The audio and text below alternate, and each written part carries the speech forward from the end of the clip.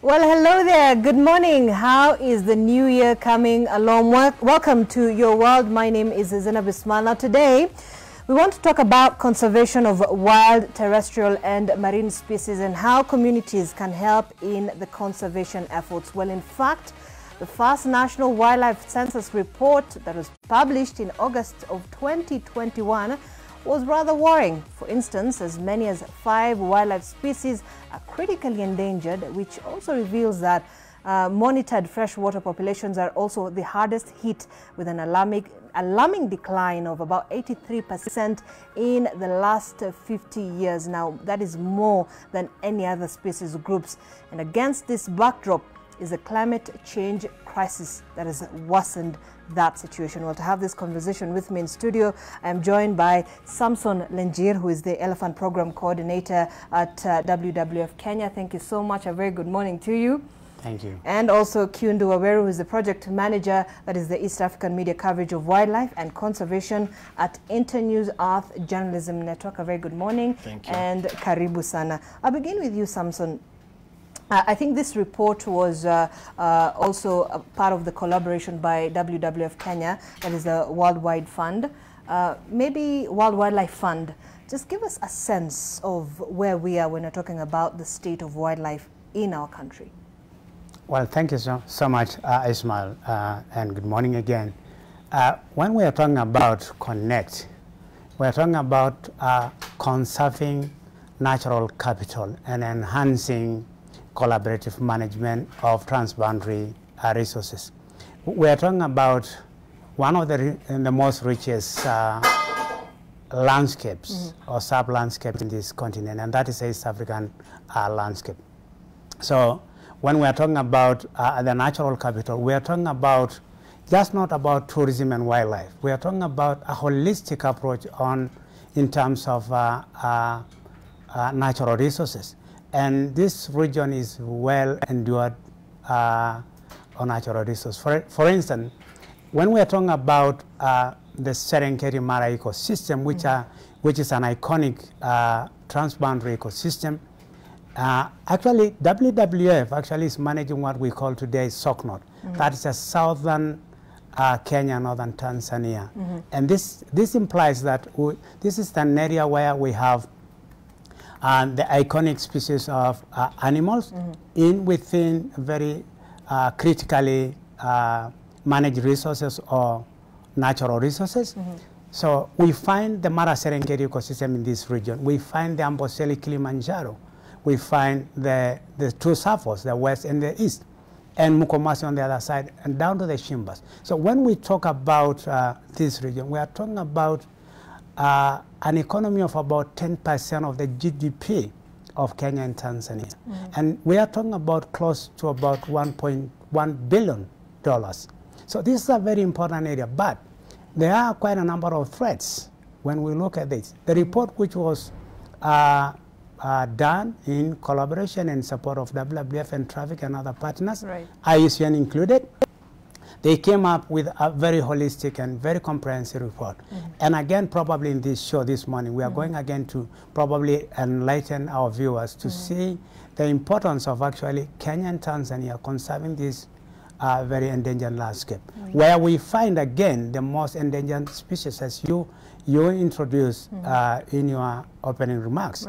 We're talking about a decline of wildlife population, but not just a general population. We are talking about individual species, a decline. For instance, today we have what we call the white-bellied pangolin, which is an endangered species of animal.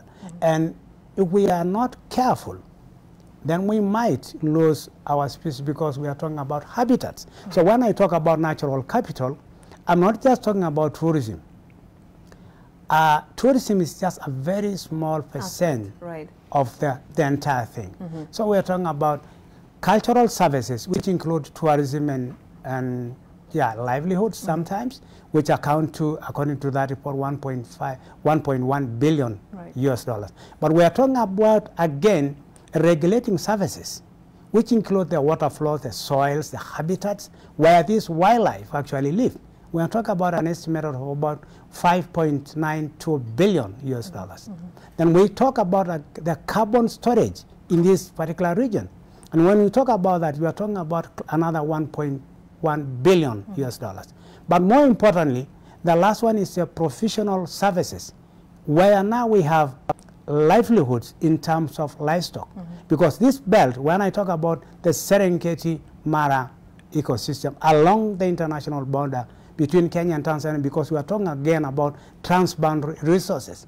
So it must be a deliberate effort between Kenya and Tanzania to ensure that we not only look upon tourism and wildlife, but we're also talking about the natural resources in this area. We're talking about the landscapes. We're talking about the people. So it's a to me, holistic, it's a holistic approach. Issue, right. So we need to look at holistic approaches in terms of policy framework. All right. And there's certainly many challenges that we're facing when we're talking about conservation, Kiundu. Let's begin with one of the most pressing issues of our time right now, which is the climate change issue. Just last year, we did have the COP27 happening in Egypt, in Africa. But it is suddenly a silent threat to wildlife. We've seen a lot of animals die because of the drought situation in the country, the hardest, in fact, in 40 years. Just how much or how big is the impact that climate change has had on the ecosystem? Thank you so much, Zainab, for having me. But for me, I would like to speak on the journalism, perspective of the challenges that we have when it comes to reporting on climate change and when it comes to reporting on conservation, because these are real issues of our time, as you said. And yes, indeed, I happened to attend the COP 27.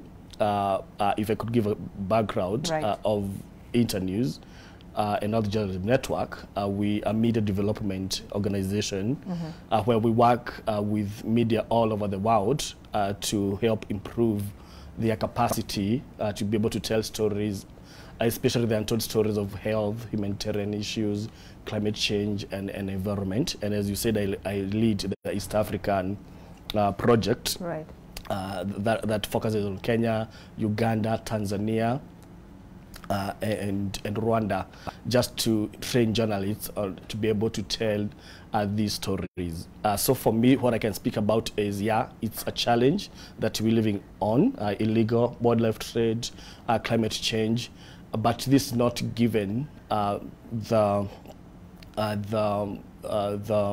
what's the word? It's not given the impetus that it needs in the media, so that we are able to educate our communities on how to better able protect our ecosystems, as you said, because the biggest challenge. Do you feel that there's some level of misreporting or underreporting? Underreporting, because the biggest threat, to answer you, would be human activity.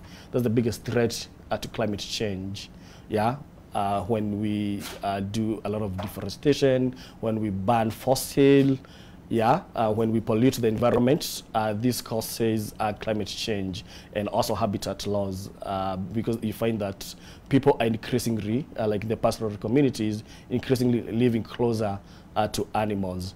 But we've not been able to tell this story because, as you know, being in a media house, we lead with a political story, we lead with stories of scandals, personality stories, but we skirt around issues that affect the common mwananchi, as we say, on a daily basis. So for us is to come work with partners. We work closely with WWF, IUCN, East African Community, just to promote the coverage of these issues, so that we shine a light more, so that people, communities, to policymakers are able to to be empowered through information and knowledge to know what's happening around our world and planet, so that we can make better choices to improve the same. All right. And we'll certainly come back and look at perhaps a couple of the projects that you're doing yourself in terms of trying to help even journalists across, the East African region to be better in terms of reporting this.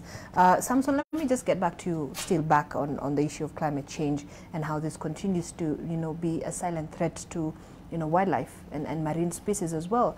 Just talk to us about that and what is the situation like? Thank you again, Zainab. More importantly, I think when I mentioned about this very important landscape, and I want you to be very, very clear on this point, because the highest concentration of our wildlife in Kenya and Tanzania is found within the southern Kenya and northern Tanzania landscape. And then again, when we look at how monumental it is to have the highest diversity of habitats and highest diversity of wildlife species, it tells a lot.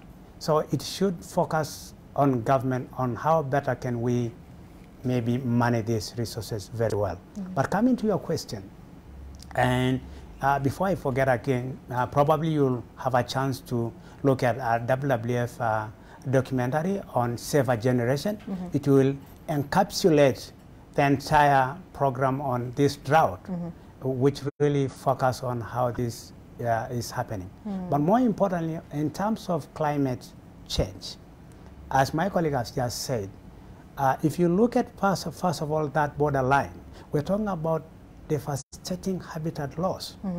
And the moment we lose habitat, then we'll lose wildlife, and tourism will be a diminishing factor.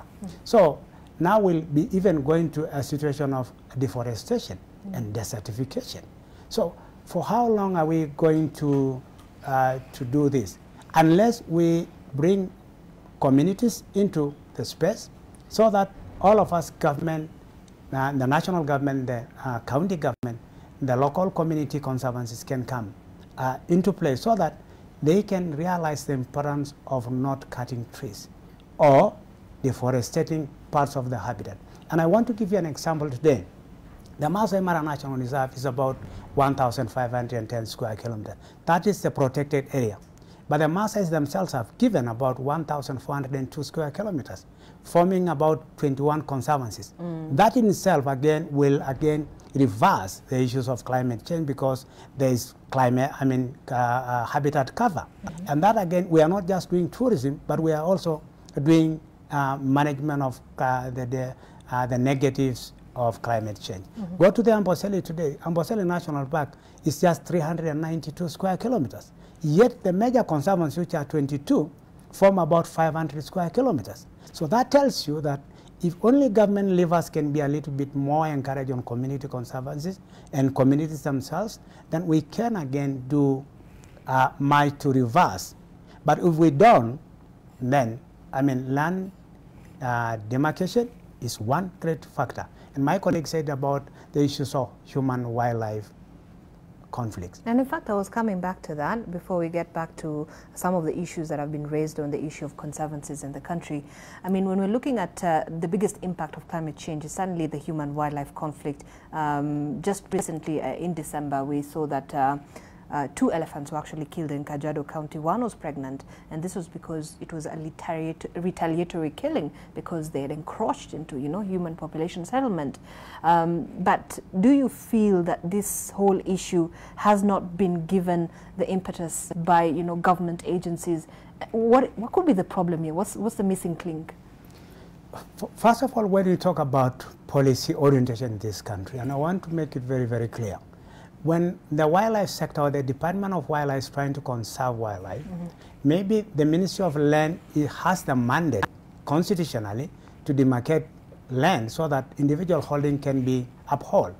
And that, again, if we look at that, that's a negative issue, because we have not even done a proper wildlife or land use plans. Because there are certain areas that cultivation of crops is not favorable by climate itself. So the semi-arid land could be more important for wildlife and tourism.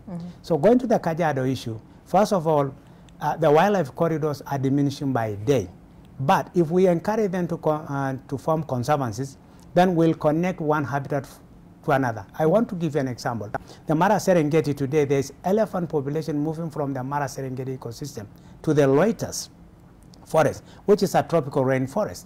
Then from there, they move down the to the Amboseli, which is again a transboundary ecosystem between Amboseli and Kilimanjaro in the Longido corridor. But if the Maasai block those dispersal areas, then we'll have conflict, because an elephant is a very intelligent animal. It has to move, or it has to confine itself to the patterns of movement. So the migratory corridors are closed, and then we have conflict. But I think, again, I think Kajiado and Narok and Samburu, all those counties with wildlife, I think it's very important for them to come with a deliberate move to have a conservancy bill, so that at least people can be educated, communities can be supported to form conservancies, and ultimately, wildlife revenues must make a difference in people's lives. If they don't make a life, then agriculture will be a threat, because people will say, how are we going to live? And yet, this is wildlife and livestock. So if we can make sure that they are compatible enough so that resources can be harnessed by the community, maybe that could be a way. Right. All right. Bwana Kyundu, when we're looking at the issue of the human-wildlife conflict, I mean, we keep reporting of the same, that, you know, elephants have been killed and elephants have destroyed people's farms. This is also happening in part of the eastern part of the country, that is Kitui and the likes. What would you attribute this to? And do you feel that communities have had enough information, not just from the media and maybe even from government itself, to be able to solve, you know, what way could be done to be able to come up to a resolution, come up for a resolution, you know, with a resolution that can be able to bring these, you know, two species together, the human species and, you know, wildlife? Yeah. Certainly, I've seen that problem personally through the work that we do, because we ask for proposals for people to be given grants to go and report on these issues on wildlife. And human-wildlife conflicts is on the top of the agenda. And as you say, sometimes it gets frustrated because you get to do the same story. So what we do is try to understand the issues, you know, behind these. And sometimes it's mostly, as Mr. Sampson here said, it's competition between animal and human on scarce resources that are getting even more scarce with continuing, you know, droughts. You know, rains have not come, I think, for the last 2 years. So you find like water will be the next conflict zone. Water will be the new oil. So you find that animals and peoples in the eastern, in the northeastern, are fighting through these fighting for these scarce resources. Yeah, so for us is to try to understand these issues, and mostly move from the traditional way of, you know, educating communities and also telling stories from problems to solutions.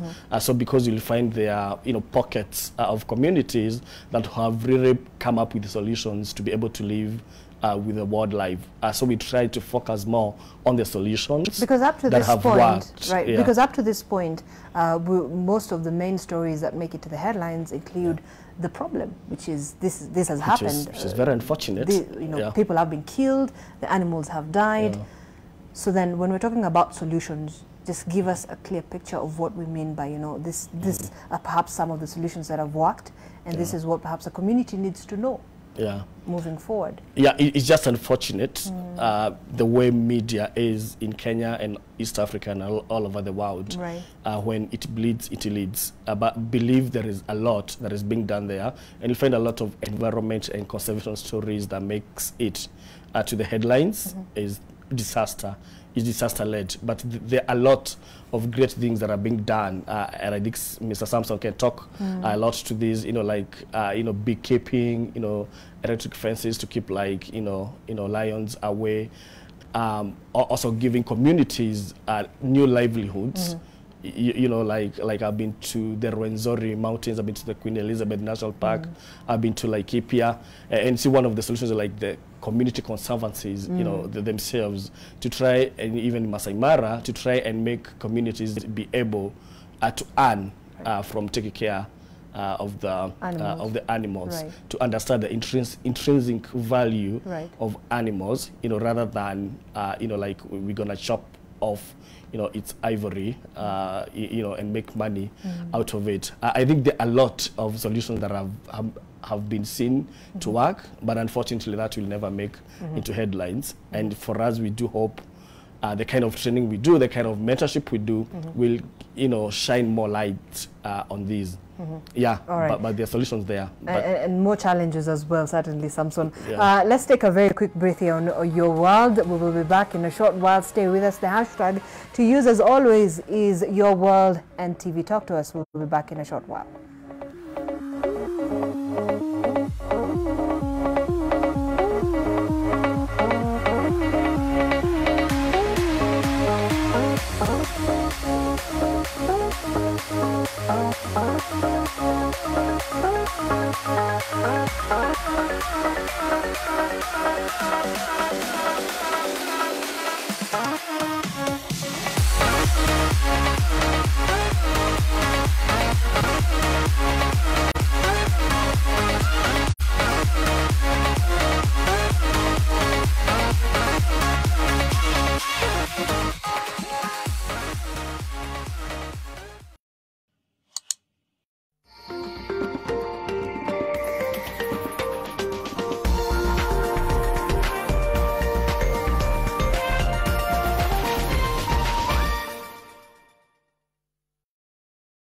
Own your dream home from as low as 1.98 million Kenya shillings within the popular and rapidly expanding prime neighborhood of Vipingo, Kilifi. Call us today on 0740 400 215. Import your dream SUV with Murray Daddy Motors. Just pay a deposit of 1 million shillings and the balance when your vehicle arrives. Murray Daddy Motors. Over 15 years experience in car importation and over 5,000 cars safely delivered. Are you ready? Who said January has to be in January? NTV is about to make this season easier for you and your pocket. Yes, then January Bonanza is here.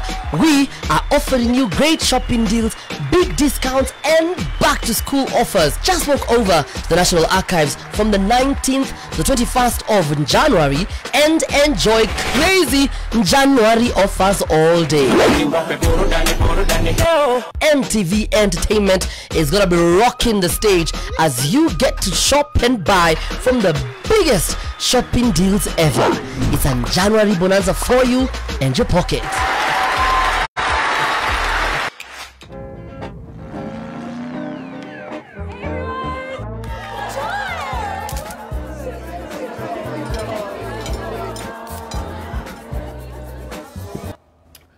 Oh, you're here. Uncoated. You're going to take your oxtail and then you're going to brown it.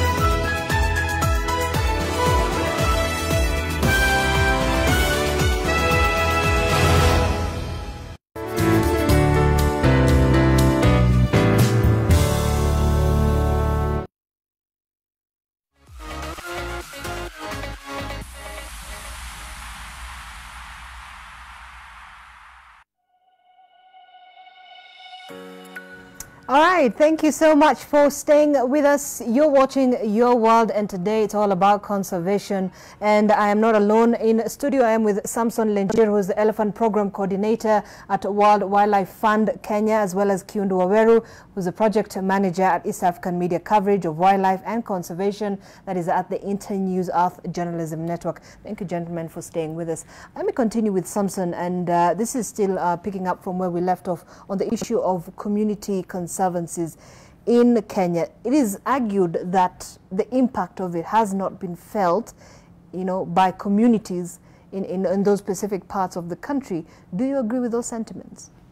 I don't at all, Zainab. I think it's a question of us having the right information for public consumption. And it's very regrettable that probably the consumption of news that we mostly get is probably bent more on the negative. I want to give you a success story about the Masai Mara Wildlife Conservancy Association.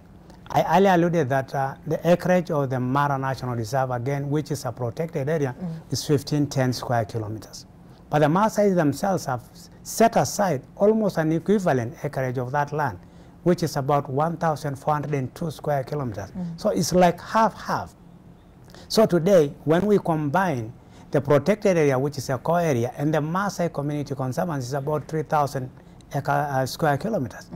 And these are land set aside for tourism and wildlife management. Of course, it increases the habitat coverage, which again is a solution for climate change, but individual people or families are benefiting at a monthly salary, if I may say, depending on how much acreage you have set aside for wildlife conservation. So to me, I think that's one greatest a success story. 21 conservancies under community wildlife conservation in the Mara, 22 conservancies in the Amboseli ecosystem, and yet we are talking about 500 square kilometers of conservation from communities and 392 on the government. But there's still a lot to be done. But even with that, there has always that been, there's always that issue of the community that resides within those conservancies or outside the conservancies being, you know, for instance, being denied entry into the parks and, you know, their livestock being denied entry into those parks and very restrictive measures that have been put there. Then this is suddenly one of the areas that some would argue that these communities then would be inclined not to protect wildlife. Well, I would look at it differently. For example, I think the areas of protected areas management, we have laws and regulations that binds and protect all institutions. For instance, in protected areas, there are laws and bylaws. We cannot allow livestock to graze in a national park because that's how the setup of protected areas is. If you allow, then we are talking about mini ranches. Then what will be the difference of us then having a protected area or a wildlife ranch? And that's why if you look at the IUCN categorization of protected areas, they are very specific. There are national parks that are strictly for wildlife purposes.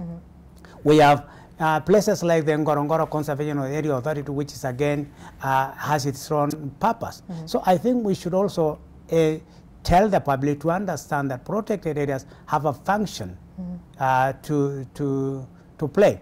But again, I think again, when you look at community conservancies, that's a mixed model because they can have tourism and livestock grazing. And if you take a model like today, Lewa Down and Olpejeta, those are conservancies that are managed like really have wildlife and livestock. So we need to understand the architectural design of protected areas and community conservancies. Yeah. Kyundu, do you feel that perhaps the media has maybe added to the tension that continues to build with the issue of conservancies, or is there a bigger issue with regard to the same that, you know, the communities that reside outside the conservancies are not really benefiting from the same? Wow, tricky question. I would want to think so, because as I said, most of the stories that we tell, we like to, you know, to look at the negative side. And we really don't tell the stories through the community, through the communities themselves. But we do have reports, you know, of journalists going to the ground and speaking to the communities who themselves say that, you know, we do not feel the impact. Certainly, that has been there. Like for me, I started this project in 2019, and there were a lot of those stories, but when we try now to look at what is being done and what can be done, and we look more into with a solutions lens, then you find that we are telling, you know, great stories of, you know, what communities are doing, and we've also even tried to work, especially with the community radio stations from that area, because even myself being a journalist, I know I can be accused of what journalists from other areas I call a helicopter journalist, where I, you know, jet in into Northeastern, I do a story for 2 days and get out. So we've been working a lot with the communities down there, community radio stations, and you'll find that they're coming up with the stories of even how communities themselves are taking initiative to use even theater to tell stories of wildlife conflict, human wildlife conflict, of conservation and the benefits therein, and how they can be able to benefit themselves. So focusing more on communities.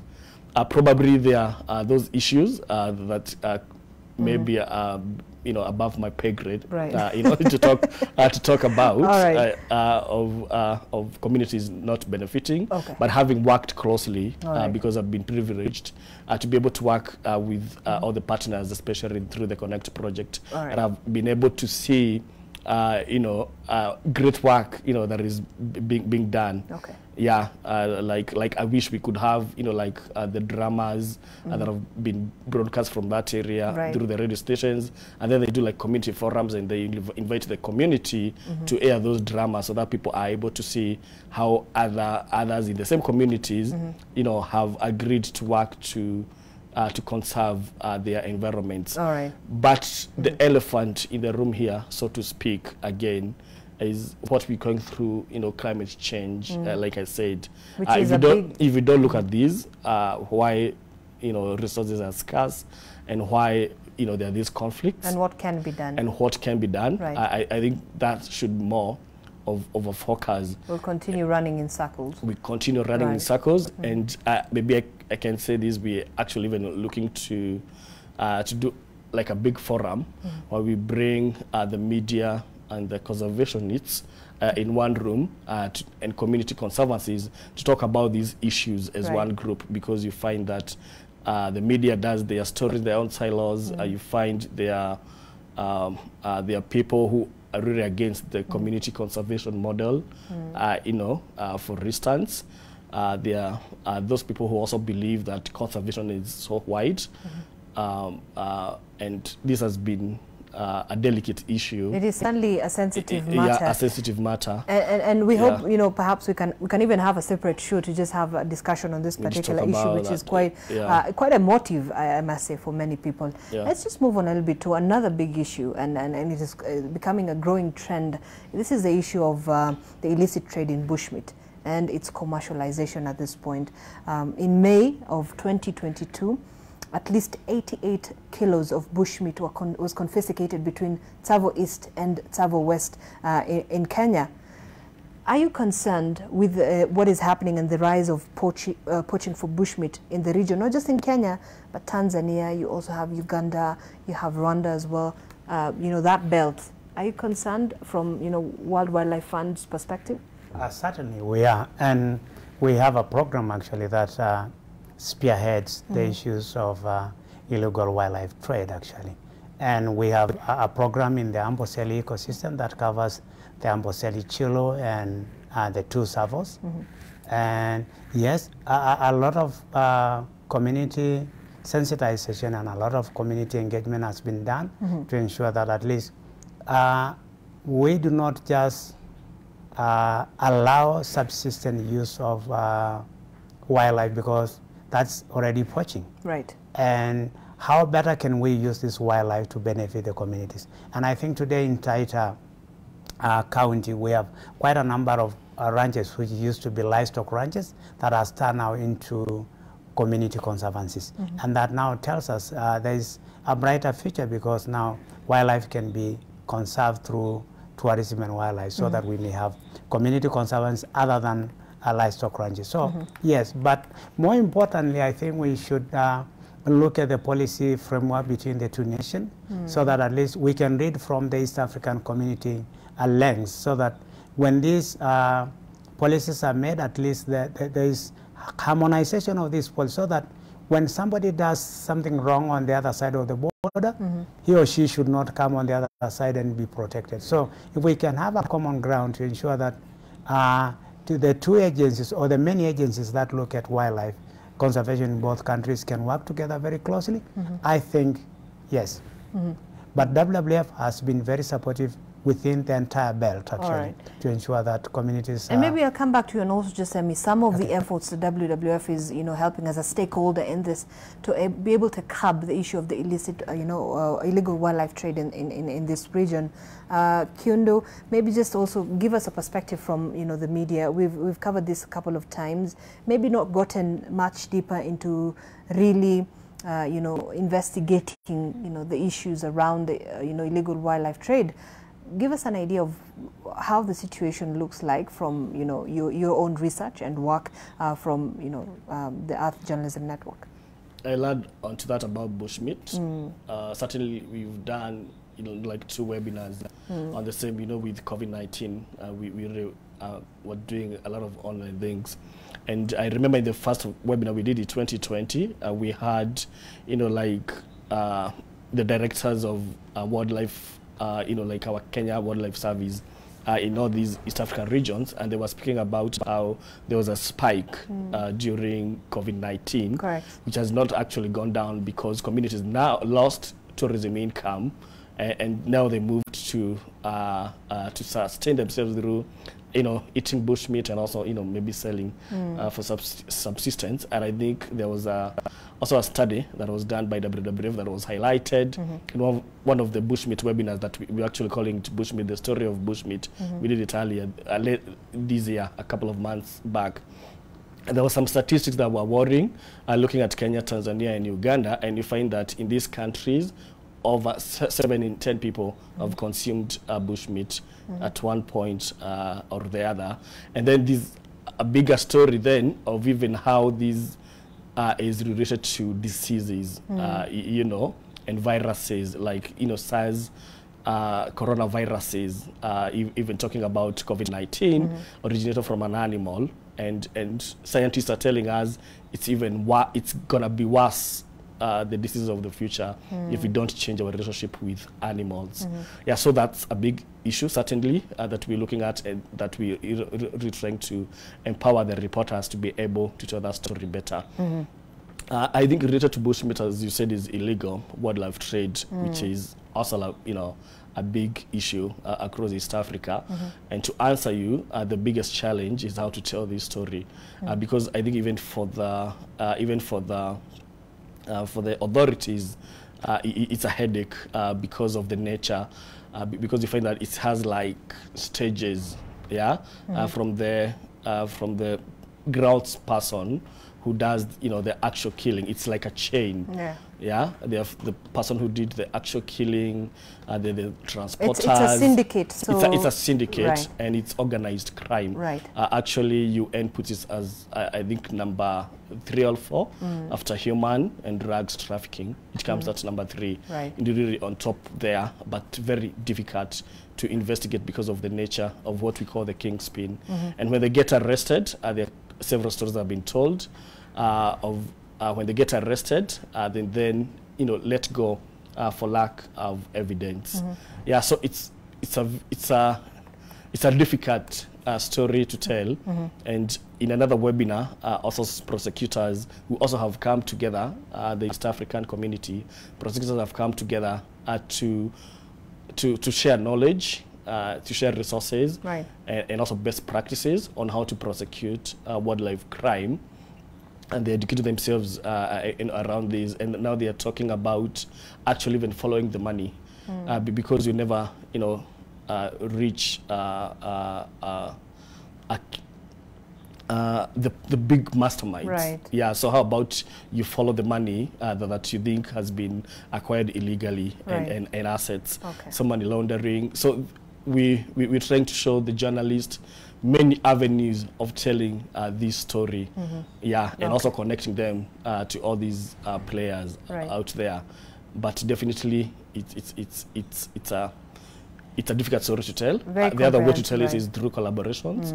Like at some point we collaborated with Asian, reporters, because you find that East Africa is more of a supply side, and then you have demand side, which is mostly the Asian, nations. And it's a very cultural, and that's why I think to this point, it's become very hard to curb, this, that insatiable, wanting to use the ivory, because it's cultural, because they think it is medicinal, and I think that's become quite a big challenge. Indeed, one of the greatest you mentioned about pangolins, one of the the mammal that is more endangered today and most trafficked. People believe maybe using their scales, has medicinal value, and it's reached a lot in traditional medicine and it's interesting, and witchcraft. So yeah. Let's hear from Samson with regard to, perhaps do you feel like there are legal and administrative loopholes when it comes to this issue, as a country. Let me just point out a report here by the United Nations Office on Drugs and Crime in 2020. They mentioned, and they were looking at how, the trends have been since COVID-19 pandemic, and they're saying it estimates that 157,000 elephants were poached between 2010 and 2018. That's an average of about 17,000 elephants per year.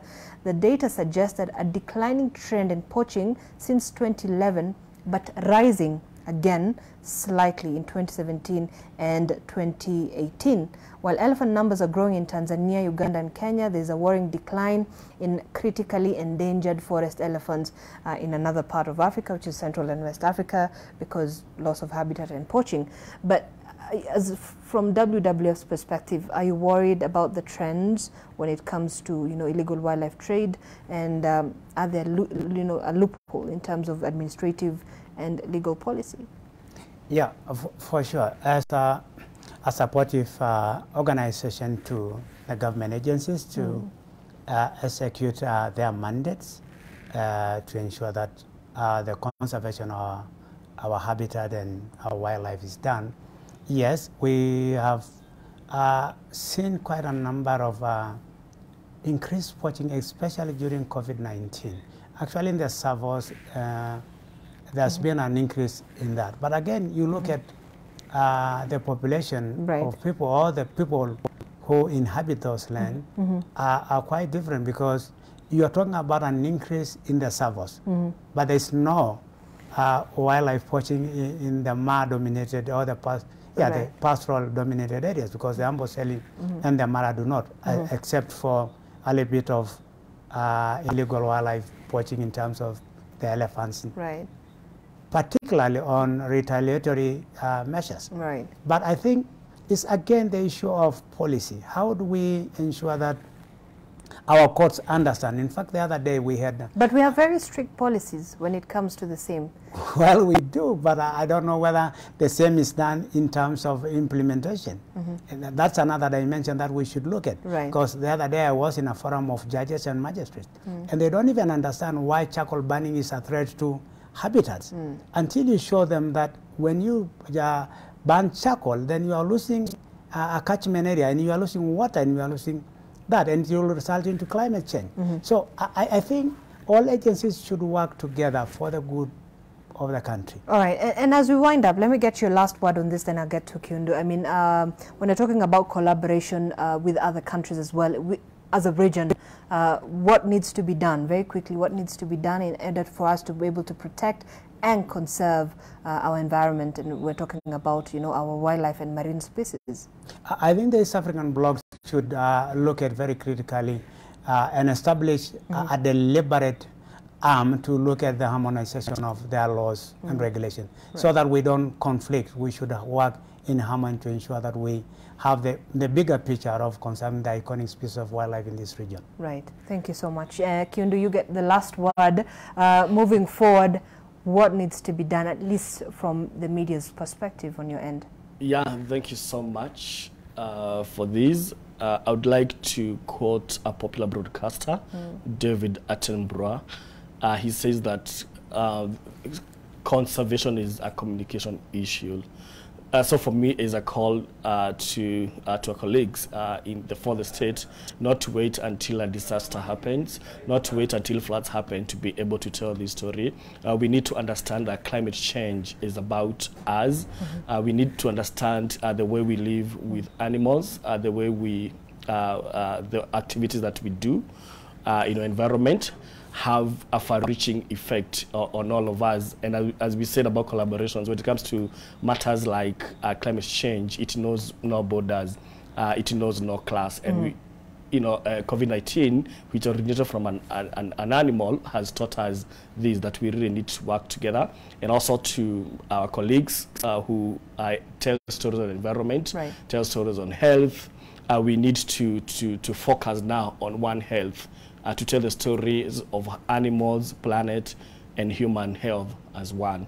And let's move from problems to focusing more on solutions to the problems that face the world today. All right. Thank you so much. I appreciate it. Kiundu Oberu, Project Manager, East African Media Coverage of Wildlife and Conservation.